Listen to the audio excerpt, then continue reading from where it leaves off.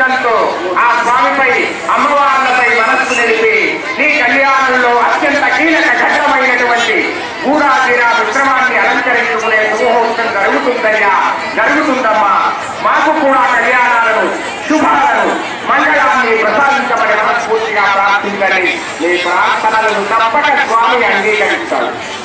Jai Srimannarayana.